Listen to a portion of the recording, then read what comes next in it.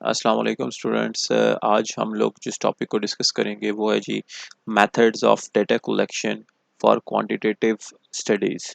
Quantitative studies क्या होती हैं और इसके बारे में हम लोगों ने पहले भी डिटेल से डिस्कशन की।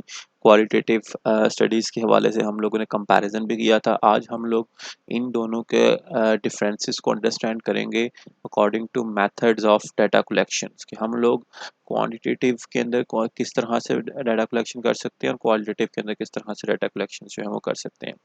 इसी तरीके से हम लोग कुछ मेजर अप्रोचेस को डिस्कस करेंगे कि डाटा कलेक्शन की। फिर इसी तरीके से हम लोग जो प्राइमरी सोर्सेज हैं उनमें से हम लोग ऑब्जर्वेशंस, इंटरव्यूज़, क्वेश्चनेयर्स इनको डिस्कस करेंगे डिटेल के साथ। इसी तरीके से फिर बाद में हम लोग जो है वो इस चैप्टर के अंदर क्वालिटेटिव रिसर्च के अंदर जो major forms of data collection या methods of data collection use हो रही हैं उनको हम लोग डिस्कस करेंगे। फिर हम लोग देखेंगे कि सेकेंडरी सोर्सेज जो हैं उनसे हम लोग किस तरह से डाटा को कलेक्ट कर सकते हैं। आज का जो लेक्चर है उसमें हम लोग जो है वो ऑब्जर्वेशन तक कवर करने की कोशिश करेंगे। Rest will be described in the later lectures. यहाँ पर हम लोग जो है वो डिस्कस करते हैं सबसे पहले जी कि क्या डिफरेंसेस हैं वो वाले मेथड्स के अंदर जिनके थ्रू हम लोग क्वांटिटेटिव डाटा को कलेक्ट करते हैं और उन मेथड्स के साथ जिनके थ्रू हम लोग क्वालिटेटिव डाटा को कलेक्ट करने की कोशिश करते हैं। अगर हम लोग बेटा कंपेयर करें ना क्वांटिटेटिव और क्वालिटेटिव डाटास की, तो वो काफ़ी हद तक जो है ना वो अ, एक ही फॉर्म में यूज़ होते हैं और बहुत से ऐसे डाटा कलेक्शंस हैं जो कि क्वांटिटेटिव और क्वालिटेटिव दोनों के अंदर सेम यूज़ होते हैं। सो फ़र्क सिर्फ कहाँ पर आता है हमारे पास कि रिस्ट्रिक्शंस के ऊपर फ़र्क आता है जो हम लोग लगाते हैं फ्लेक्सिबिलिटी के ऊपर, स्ट्रक्चर के ऊपर और सिक्वेंशियल ऑर्डर और डेप्थ के ऊपर। याद होगा लास्ट लेक्चर में हम लोगों ने इस बात को क्लियर करने की कोशिश की थी क्वांटिटेटिव और क्वालिटेटिव स्टडी के अंदर डिफरेंसेस को फाइंड करने की कोशिश की थी। तो उसमें हम लोगों ने देखा था कि क्वांटिटेटिव जो स्टडीज़ होती हैं वो हमारे पास जो है वो सिक्वेंशियल होती हैं। उनका जो स्ट्रक्चर है वो काफ़ी हद तक फिक्स्ड होता है, रिजिड होता है। ठीक है, उनमें फ्लेक्सिबिलिटी बहुत कम होती है। हमारे पास प्री डिटरमिन्ड एक ऑर्डर होता है, एक मेथड होता है, उसको हम लोगों ने जो है वो अडॉप्ट करना होता है। और लेकिन जो क्वालिटेटिव स्टडीज़ होती हैं उसमें हमारे पास कोई सिक्वेंशियल ऑर्डर नहीं होता। काफ़ी हमारे पास जो है ना वो फ्लेक्सिबिलिटी होती है और उसका जो स्टडी डिज़ाइन है उसके अंदर, उसके स्ट्रक्चर के अंदर काफ़ी ज़्यादा जो है ना वो रिलैक्सेशन होती है। हम लोग उसको मोल्ड कर सकते हैं अपनी नीड के अकॉर्डिंगली। सिमिलरली वैसे ही जो है ना अगर कोई एक मेथड हम लोग डेटा कलेक्शन का क्वालिटेटिव में यूज़ कर रहे हैं तो वो हम लोग फ्लेक्सिबली यूज़ कर सकेंगे। और अगर हम लोग वही मेथड को क्वांटिटेटिव स्टडी के अंदर यूज़ कर रहे हैं तो फिर हमें उसको जो है वो स्ट्रिक्ट रूल्स को फॉलो करते हुए जो है वो यूज़ करना पड़ेगा। फॉर एग्ज़ाम्पल हम लोग आगे जो है ना वो इसकी डिस्कशन करते हैं। अच्छा जी, एक और बड़ा डिफरेंस ये है हमारे पास कि क्वालिटेटिव जो इंफॉर्मेशन होती है वो हमारे पास जो है ना डिस्क्रिप्टिव फॉर्मेट के अंदर, नरेशन के अंदर जो है वो रिकॉर्ड की जाती है कि किसी ने कोई एक स्टेटमेंट दी और उस स्टेटमेंट को एज इट इज़ हम लोगों ने जो है वो नोट डाउन कर लिया अपनी नोटबुक के अंदर। इस तरीके से हम लोग जो है वो क्वालिटेटिव इंफॉर्मेशन को जो है वो नोट करते हैं, रिकॉर्ड करते हैं। जबकि अगर हम लोग क्वांटिटेटिव इंफॉर्मेशन की बात करें तो वो हमारे पास जो है ना वो कैटेगोरिकल या न्यूमेरिकल वैल्यूज़ की फॉर्म में जो किसी न किसी स्केल के साथ कंपेयर करके उसको जो है वो मेजर करने के बाद हम लोग उसको नोट डाउन करते हैं। ये बहुत बड़ा डिफरेंसेस हैं हमारे पास इनकी ऑब्जर्वे डाटा को कलेक्ट करने के फॉर्म में। फिर इसी तरीके से जो है ना हम लोग इनको एक दूसरे के अंदर जो है वो कन्वर्ट भी कर सकते हैं। मिसाल के तौर पे अगर हमारे पास इंफॉर्मेशन रिकॉर्ड की गई है डिस्क्रिप्टिव फॉर्मेट में, तो हम लोग उस डिस्क्रिप्टिव फॉर्मेट को जो है वो डिफरेंट क्लासिफिकेशन करके, डिफरेंट कैटेगरीज में उसको डिवाइड करके हम लोग उसको किसी स्केल के ऊपर जो है वो मेजर कर लेते हैं। फॉर एग्जांपल जी, आप लोगों के पास ऑप्शन आते हैं जी कि आप लोगों ने किसी फिनोमिना के ऊपर किसी पर्सन से जो है वो राय लेनी है कि लेट्स से जी कि कोई एक एक्शन था, वो एक्शन किसी पर्सन ने पसंद किया है या नहीं किया। अब पसंद करना और ना करना ये एक क्वालिटेटिव बिहेवियर होता है, लेकिन हम लोग उसी को जो है ना वो क्वांटिटेटिव में कुछ इस तरह से चेंज कर सकते हैं कि हम लोग उसको स्केल के अंदर डिवाइड कर सकते हैं, एग्रीड, डिसएग्रीड, जो है वो स्ट्रांगली डिसएग्रीड। इस तरह से हम लोग उसको डिवाइड करके उसको डिफरेंट नंबर्स अलॉट कर देंगे, और सेम इसी तरह से हम लोग जो है वो क्वांटिटेटिव डाटा को क्वालिटेटिव डाटा के अंदर जो है वो कन्वर्ट कर सकते हैं। देन हमारे पास आ रहा है जी कि एक बहुत बहुत क्लियर कट कुछ ऐसे मेथड्स हैं जिनसे हमें डायरेक्टली जो इन्फॉर्मेशन मिलती है वो क्वालिटेटिव फॉर्म में ही होती है। जैसे हमारे पास जो फोकस ग्रुप से हम लोग इन्फॉर्मेशन ले रहे हैं, ओल्ड हिस्ट्रीज हम लोग ले रहे हैं किसी एक पर्सन से। लास्ट लेक्चर में हम लोगों ने एक्चुअली ये तमाम स्टडी डिज़ाइन जो थे ना वो क्वालिटेटिव के पढ़े थे। सो इन मेजर स्टडी डिज़ाइन से जो डाटा लिया जाता है वो क्वालिटेटिव नेचर का ही होता है।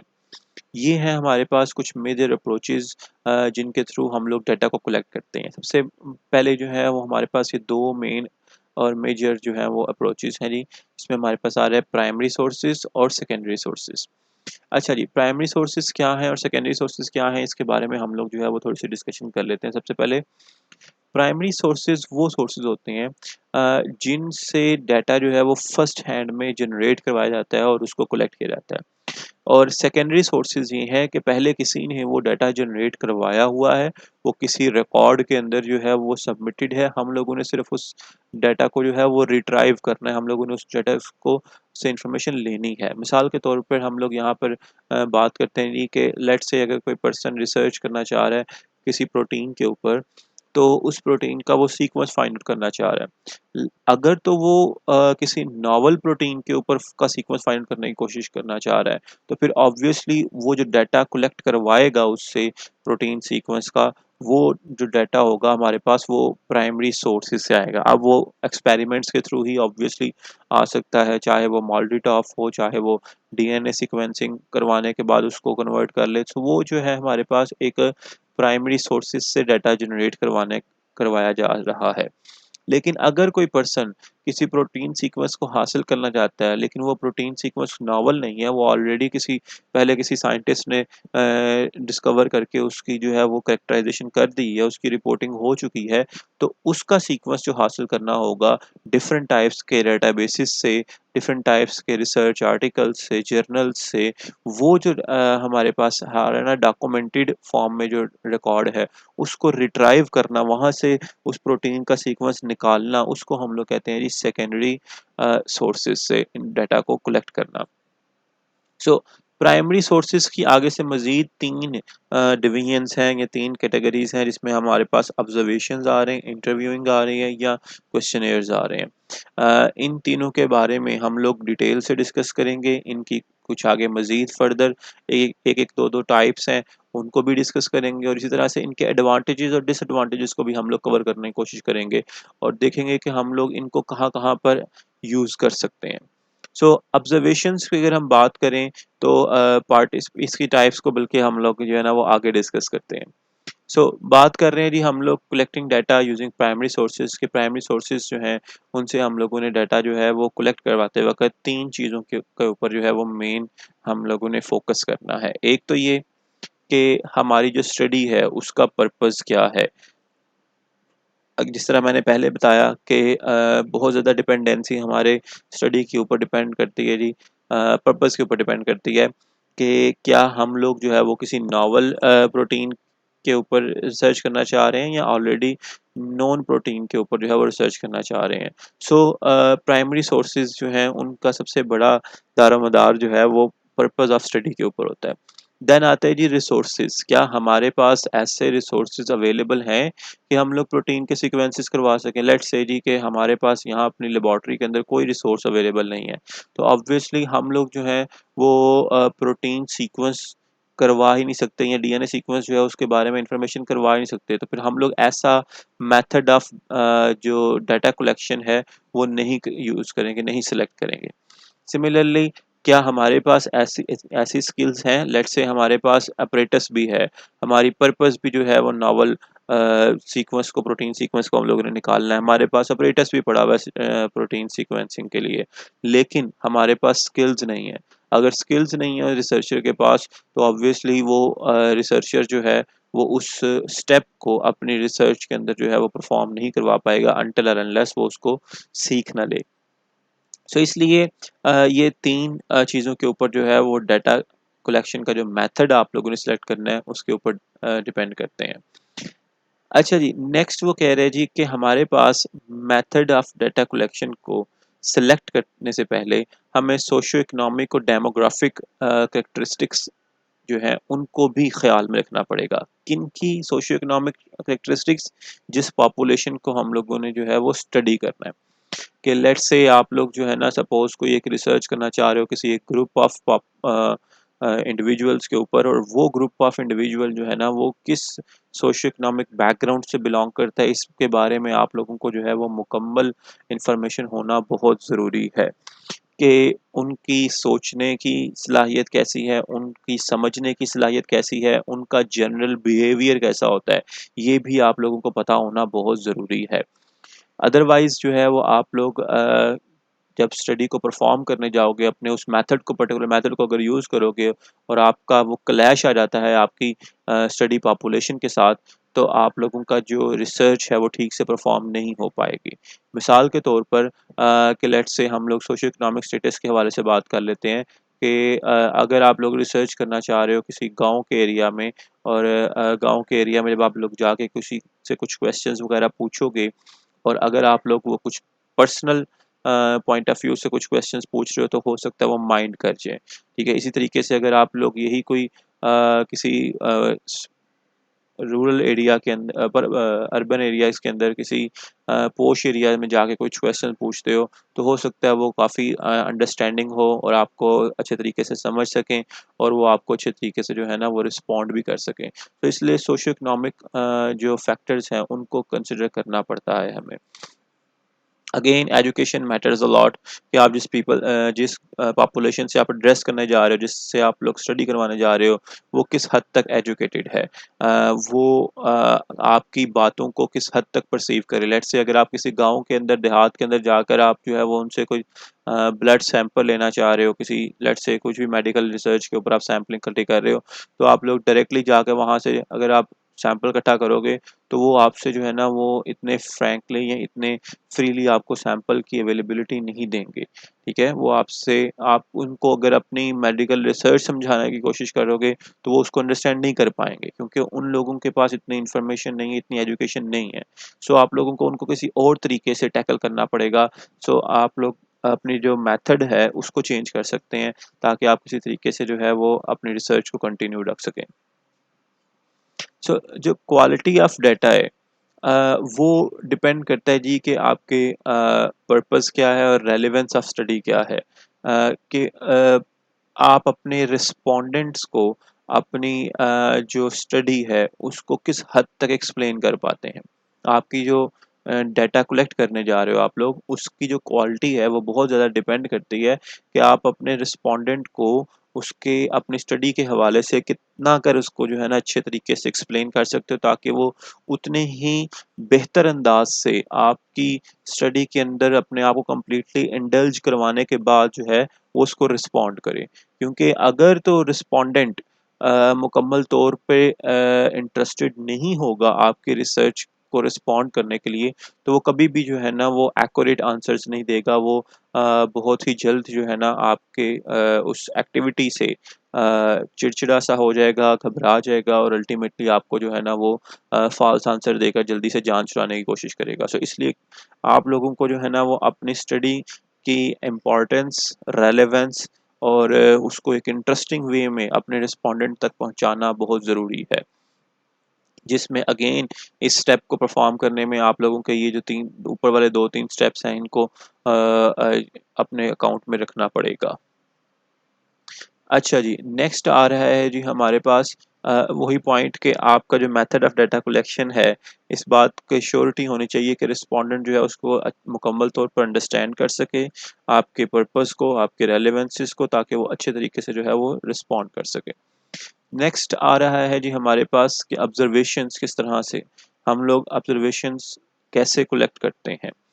अच्छा, ऑब्जर्वेशन एक बहुत ही पावरफुल और एक सिस्टमैटिक और सिलेक्टिव तरीका है किसी भी चीज़ को देखने का, किसी भी चीज़ को सुनने का, और कि वो फिनोमिना किस तरह से हो रहा है, कुछ लोग आपस में इंटरेक्ट किस तरह से कर रहे हैं। इस तमाम चीज़ों को बगौर मुआयना और बगौर देखने और सुनने को के प्रोसेस को हम लोग जो है ना वो ऑब्जर्वेशन कह रहे हैं। यहाँ पर एक पॉइंट मिसिंग हो गया है और वो ये कि हम लोग इन तमाम पॉइंट्स को देखने और सुनने के साथ साथ उसको नोट डाउन भी करते हैं ताकि हम लोग उसको बाद में अपने रिकॉर्ड के अंदर मेंटेन कर सकें। अच्छा जी, ऑब्जर्वेशंस जो मोस्टली हम लोग परफॉर्म करवाते हैं वो किस लिए करवाते हैं जी, कि अगर हम लोगों ने किसी ग्रुप के इंटरेक्शंस को जो है वो सीखना है कि कोई एक ग्रुप जो है वो आपस में किस तरह से इंटरेक्ट कर रहा है। जिस तरह मैंने आपको बताया था कि आईएसएसबीआर के जब इंटरव्यूज़ होते हैं तो वहाँ पर छोटे-छोटे से ग्रुप्स बना दिए जाते हैं कैंडिडेट्स को और उनको छोटे-छोटे टास्क दिए जाते हैं ताकि वो जाकर उसको परफॉर्म करें और फिर जो सुपरवाइज़र्स होते हैं उसको वो ऑब्ज़र्व कर रहे होते हैं कि कौन-सा कैंडिडेट जो है वो किस हद तक इंडल्ज होने के बाद वो किस तरह की वो एक्टिविटी परफॉर्म कर रहा है। इसी तरीके से डाइटरी पैटर्न्स ऑफ पॉपुलेशंस के अगर हम लोग कहते हैं जी कि देहात में रहने वाले लोग जो हैं वो ज़्यादा सेहतमंद हैं, एक्टिव हैं, तो ऑब्वियसली उनका डाइटरी पैटर्न जो है वो काफ़ी हद तक डिफरेंट है एज़ कम्पेयर टू हमारे जो अर्बन एरियाज़ हैं, जहाँ पे कंजेस्टेड लोग हैं, फास्ट फूड को लोग ज़्यादा प्रेफ़र कर रहे हैं। सो इस तरह से हम लोग उनकी अब डाइट को ऑब्ज़र्वेशन कर मेथड के थ्रू जो है वो ऑब्ज़र्व कर सकते हैं। डिफरेंट फंक्शंस को लाइक वर्कर्स को कि कोई एक स्वीपर जो है वो कैसा काम कर रहा है किसी जगह के ऊपर, या हम लोग किसी भी जो है ना वो इंसान की कुछ पर्सनैलिटी ट्रेट्स को, कुछ उसकी खसूसियात को, उसके बिहेवियर्स को स्टडी कर सकते हैं ऑब्जर्वेशंस के मेथड के थ्रू। अच्छा जी, इसमें जो है ना हमारे पास वो ये ऑब्जर्वेशंस हम लोग मोस्टली उन पॉइंट्स के ऊपर परफॉर्म करवाते हैं जहाँ पर हमारे पास कोई रिस्पोंडेंट जो है वो प्रॉपरली कोऑपरेट ना कर रहा हो, ठीक है, और या उसको जो है ना पता ही ना हो कि मैंने किस तरह से आंसर्स देने हैं, कैसे आंसर्स देने हैं, ठीक है। उसमें फिर हम लोग क्या करते हैं कि हम लोग उस रिस्पोंडेंट को ये कहते हैं जी कि आप अपना काम जिस तरह से कर रहे हो वो करते रहो, हम खुद से अंदाज़ा लगा लेंगे, हम खुद से आपको ऑब्ज़र्व करके देख कर जो है ना जो जो पॉइंट्स हम लोगों ने नोट करने हैं, हम लोग खुद यानी कि रिसर्चर जो है वो खुद ही उसको जो है वो नोट डाउन कर लेगा ताकि वो रिस्पोंडेंट जो है उसको मुश्किल पेश ना आए। लेकिन इसमें जो है ना ऑब्जर्वेशंस मोस्टली जो है ना वो हम लोग तब करते हैं जब हमें ज़्यादा कंसर्न होता है किसी भी पर्सन के या किसी भी ग्रुप के बिहेवियर के अंडरस्टैंड करने के लिए, क्योंकि बिहेवियर्स कोई भी जो है वो वर्ड्स के अंदर ज़्यादा अच्छे तरीके से एक्सप्लेन नहीं कर पाता, या किसी एक रिसर्चर को किस टाइप का बिहेवियर जो है वो चाहिए, इस बात को ठीक तरीके से एक्सप्लेन कर पाना हर रिस्पोंडेंट के बस की बात नहीं होती। तो इसलिए जो है ना ऑब्जर्वेशंस की मेथड को वहाँ पर यूज़ किया जाता है। नेक्स्ट आ रही हैं जी टाइप्स ऑफ ऑब्जर्वेशंस। दो मेजर टाइप्स हैं, इसमें सबसे पहले आ रही है जी पार्टिसिपेंट ऑब्जर्वेशंस। पार्टिसिपेंट ऑब्जर्वेशंस हम लोग उसे कहते हैं कि जिसमें रिसर्चर खुद जो है ना वो पार्टिसिपेंट बनकर उस ग्रुप में हिस्सा लेता है, उसकी एक्टिविटीज़ को परफॉर्म करता है जैसे कि तमाम बाकी मेंबर्स कर रहे हैं, विदाउट एनी नोटिस, बगैर किसी के जो है ना वो नज़र में आए, वो खुद भी as a participant as a member ही जो है ना वो ग्रुप के अंदर वो एक्टिविटीज़ परफॉर्म कर रहा होता है।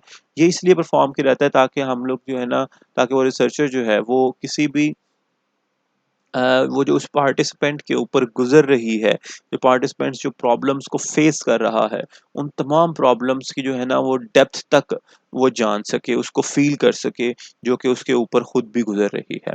फॉर एग्जांपल कि किसी भी एक पॉपुलेशन के अंदर एक व्हील चेयर के साथ जो है ना वो कैसा सलूक किया जाता है, फॉर एग्जांपल जो ट्रांसजेंडर्स हैं हमारे माशरे में उनके साथ कैसा सलूक किया जाता है, इस बारे में जो है ना वो डिफरेंट सर्वेज़ करना, ऑब्ज़र्वेशन करना, खुद जो है वो ट्रांसजेंडर बन के जो है वो किसी भी जगह के ऊपर कुछ एक्टिविटीज़ परफ़ॉर्म करना और देन लोगों का रिएक्शन नोट डाउन करना। सो इस तरह की जो ऑब्ज़र्वेशंस के मेथड्स होते हैं उनको हम लोग पार्टिसिपेंट ऑब्ज़र्वेशंस कहते हैं। लाइक किसी प्रिज़नर की लाइफ़ के बारे में इंफॉर्मेशन लेना, तो आप खुद प्रिज़न में चले जाएँ और देन ऑब्ज़र्व करें कि लोग किस तरह से जो है वो प्रिज़नर्स को ट्रीट कर रहे हैं। देन आ रहा है जी हमारे पास non participant observations. Non participant observations वो ऑब्जर्वेशंस हैं जिसमें रिसर्चर खुद से उस ग्रुप का पार्ट नहीं बनता और खुद से जो है ना वो उसके अंदर इन्वॉल्व होकर ऑब्जर्व नहीं करता, बल्कि वो एक पैसिव ऑब्जर्वर के तौर पर साइड पे रहता है और वो डिफरेंट एक्टिविटीज़ को अब बगौर देखने और सुनने के साथ साथ जो है ना वो नोट डाउन करता है और उनसे फिर बाद में जो है वो कंक्लूजन्स ड्रॉ किए जाते हैं। अच्छा, इसमें हमारे पास आ सकता है किसी भी जो नर्सिंग स्टाफ है या कोई भी वर्कर्स हैं जो कि वर्क कर रहे हैं किसी भी इंस्टीट्यूट में, बट उसकी ऑब्जर्वेशन करना, उनकी वर्किंग एक्टिविटीज़ को जो है ना वो चेकआउट करना। अच्छा जी, ऑब्जर्वेशंस के साथ साथ क्या प्रॉब्लम्स हैं? कौन से ऐसे प्रॉब्लम्स हैं जो कि हमें इस मेथड को यूज़ करते हुए फेस करने पड़ सकते हैं? एक तो ये कि जो रिस्पोंडेंट्स हैं हमारे पास, वो काफ़ी हद तक जो है ना वो अवेयर हो जाते हैं कि हम लोग ऑब्जर्व्ड हो रहे हैं, और अगर हमारा मकसद है उनका बिहेवियर चेक करना, तो वो कभी भी अपना जो ट्रू फेस है वो सामने नहीं लेकर आएंगे, क्योंकि उनको पता है कि हम लोग ऑब्जर्व किए जा रहे हैं। ठीक है, तो उस केस में हमें जो एक्चुअल फैक्ट्स हैं वो हमें नहीं मिल पाते। फैक्ट्स एंड फिगर्स काफ़ी हद तक जो है ना वो मास्क हो जाते हैं जब रिस्पोंडेंट्स जो है वो अवेयर होता है इस बारे में जी कि मैं तो ऑब्जर्व किए जा रहा हूँ, मुझे इस तरह से जो है वो बिहेव नहीं करना चाहिए। आगे दूसरा हमारे पास जो चीज़ आ जाती है जी वो ये है जी कि ऑब्जर्वर की बायसनेस आ सकती है। ऑब्जर्वर जो नोट कर रहा है वो बायस हो सकता है किसी भी एक पर्सन की तरफ, किसी भी एक ग्रुप की तरफ। सो वो उन रिजल्ट्स को उस पर्सन तक जो है ना वो लीनियंट रखेगा और किसी दूसरे पर्सन को जो है वो हार्श वैल्यूज देकर जो है ना वो रिजल्ट्स को ख़राब कर सकता है। इसी तरीके से जो ऑब्जर्वेशंस होती हैं ये रिप्रोड्यूसिबल, जो ऑब्जर्वेशंस के रिजल्ट्स होते हैं, जो इंटरप्रिटेशंस होती हैं वो रिप्रोड्यूसिबल नहीं होती।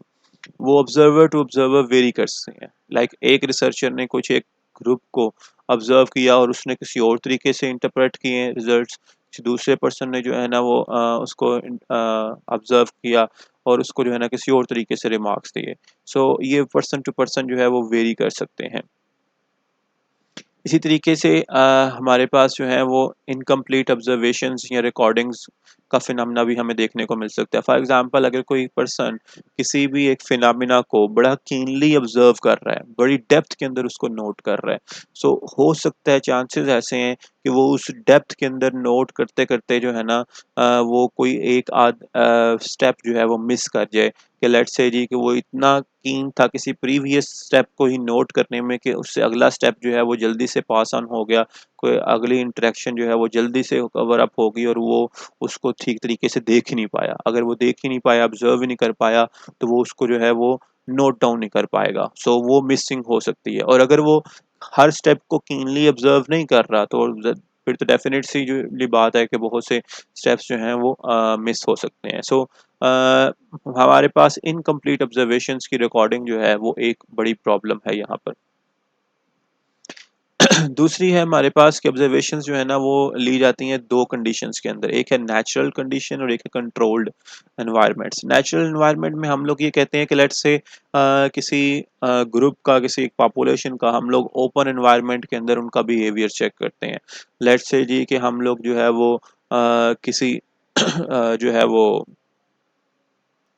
लेट्स से जी कि हम लोग जो हैं वो ओपन या नेचुरल एनवायरनमेंट में इस तरह से कह सकते हैं कि कोई सपोज अगर कुछ टीचर्स हैं या कुछ ऑफिस वर्कर्स हैं, उनको हम लोग रेगुलर ड्यूटीज़ के दौरान उसको ऑब्जर्व करते हैं, उनके नॉर्मल आवर्स में, ड्यूटी आवर्स में उनको ऑब्जर्व करते हैं, तो उनका बिहेवियर टोटली डिफरेंट होगा रैदर देन वो लोग जब ट्रेनिंग सेशंस के अंदर जाते हैं। उन ट्रेनिंग सेशन के अंदर जो छोटे छोटे उनको टास्क दिए जाते हैं उसमें उनका रिस्पॉन्स जो है वो टोटली डिफरेंट होता है। सो इस तरीके से वो जो ट्रेनिंग सेशंस हो सकते हैं वो कंट्रोल्ड एनवायरनमेंट हो सकते हैं। सो उन कंट्रोल्ड एनवायरनमेंट में रखकर भी उनको जो है वो ऑब्जर्व किया जा सकता है। सो ये हमारे पास जो है ना वो टोटल बिहेवियर डिफरेंट हो सकते हैं इन दोनों एनवायरनमेंट्स के अंदर। सो इसलिए ऑब्जर्वेशन को यूज़ करना हर बार एक्यूरेट डाटा को कलेक्शन के लिए, तो ये एक वाइज अप्रोच नहीं होगी, क्योंकि ऑब्जर्वेशन एक बहुत अच्छा मेथड नहीं है। नेक्स्ट आता है जी कि हम लोग ऑब्जर्वेशंस को रिकॉर्ड कैसे कर सकते हैं। ऑब्जर्वेशंस की रिकॉर्डिंग बहुत ज़रूरी है कि हम लोग जो चीज़ देख रहे हैं, जो फिनोमेना को होते हुए देख रहे हैं, उसको हम लोग नोट डाउन करें। सबसे पहले जो मेन अप्रोच है वो है जी नैरेटिव रिकॉर्डिंग्स, कि हम लोग जो है वो सिंपल किसी भी फिनोमेना को, किसी भी इवेंट को डिस्क्रिप्टिव फॉर्म में, वर्ड्स की फॉर्म में जो है ना, सेंटेंसेस की फॉर्म में उसको नोट डाउन कर लें अपनी नोटबुक के ऊपर। ये अप्रोच मोस्टली जो है ना वो क्वालिटेटिव रिसर्च की हवा से की जाती है कि क्वालिटेटिव रिसर्चेज में इस तरह की अप्रोचेस जो हैं वो अडॉप्ट की जाती हैं।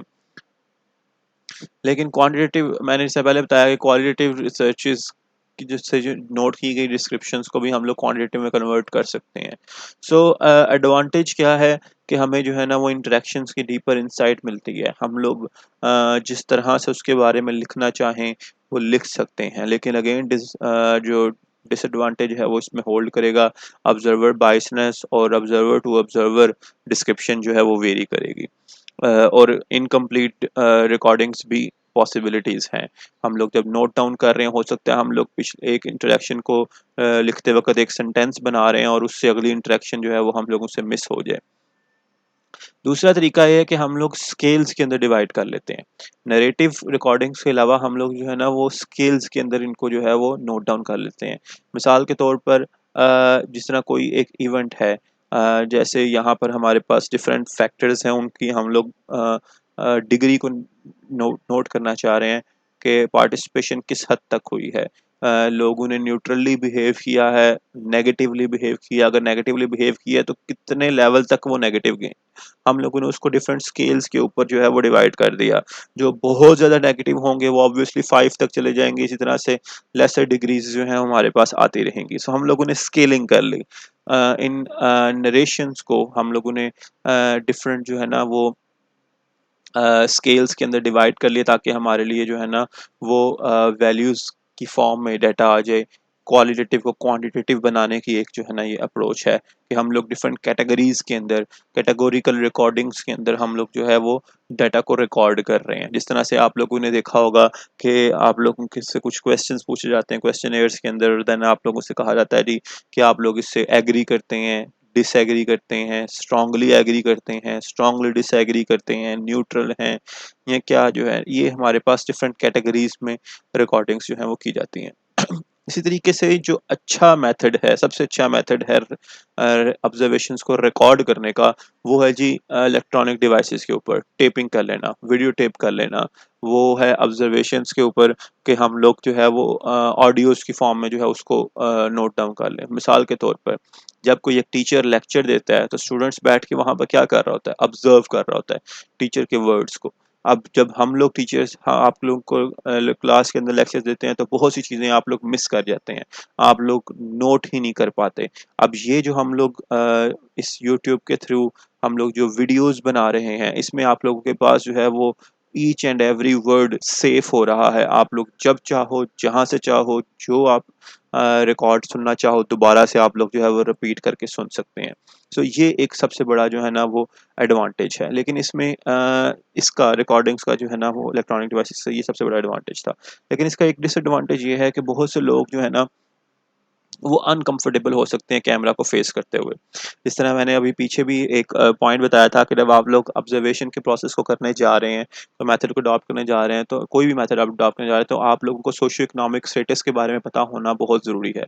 लेट्स से आप लोग जो है ना वो ऑब्जर्वेशन का मेथड अडॉप्ट करते हैं और आप लोग जो रिकॉर्डिंग मेथड चूज सिलेक्ट करते हैं वो करते हैं इलेक्ट्रॉनिक डिवाइसेस से कैमरे के थ्रू जो है उसको कैप्चर करने की। लेकिन आप लोग किसी ऐसी पॉपुलेशन के ऊपर चले गए हैं जो गाँव में रहती है, जो मुस्लिम फैमिली से बिलॉन्ग करती है, तो कोई फीमेल है तो वो कभी भी जो है वो अपने आप को अलाउ नहीं करेगी कि कोई रैंडम पर्सन आके जो है उसकी वीडियो टेपिंग करके जो है वो चला जाए।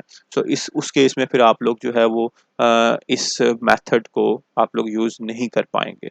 सो सिचुएशन टू सिचुएशन जो है ये वेरी कर सकती है। सो ये हमारे पास जो है ना वो कुछ मेथड था ऑब्जर्वेशंस का। ऑब्जर्वेशंस कहाँ कहाँ पर यूज़ की जा सकती है, ऑब्जर्वेशंस के डिसएडवांटेजेस एडवांटेजेस क्या थे, किस कौन से मेथड्स उनको रिकॉर्ड करने के, होप्स हो आप लोगों को जो है वो समझ आ चुकी होगी इस ऑब्जर्वेशन के हवाले से। अगर किसी पॉइंट की समझ नहीं आए तो प्लीज़ नीचे कमेंट करें और इस वीडियो को लाइक करें, शेयर करें, सब्सक्राइब करें। और किसी तरह की क्वेश्चन है तो वो ज़रूर जो है वो मुझे दें। आपकी सपोर्ट जो है वो बहुत इंपॉर्टेंट है। Thank you so much.